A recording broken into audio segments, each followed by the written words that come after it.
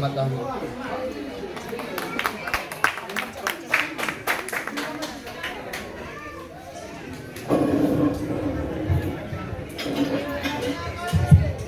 Assalamualaikum warahmatullahi wabarakatuh.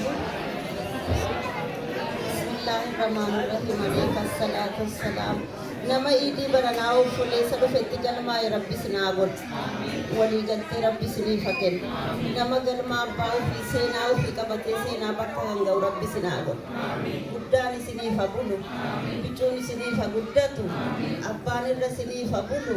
Hati ra sini fabultu. Wali ganti kesa wali ganti kan ni sarabbi sini fagodu. Jalala nama wali tidu fe jalala nadda bau rabbi sini fagod.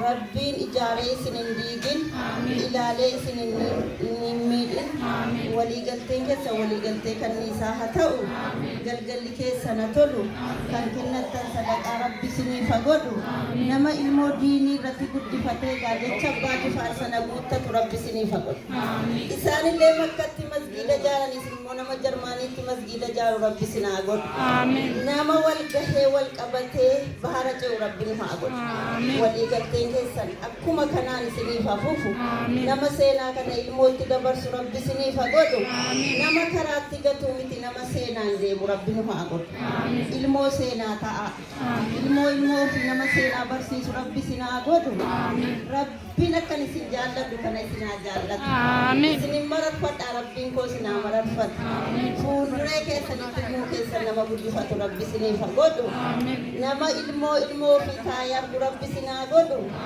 nama fuullooti jedhee kan nama laalu miti nama kunooti jedhee qabna jedhee nama saddaqu rabbi sinaaf haa godhu haqqii abbaa keessanii isaanillee saddaqatanii nama isaaniin deemu rabbi sinaa godhu nama jecha abbaa jifaariin deemu rabbi sinaa godhu ilmu abbaa caalu ta'a rabbiin umurii sinaa dheeressu birahmatika yaa arhamar raahimiin nabi majin allahumma salli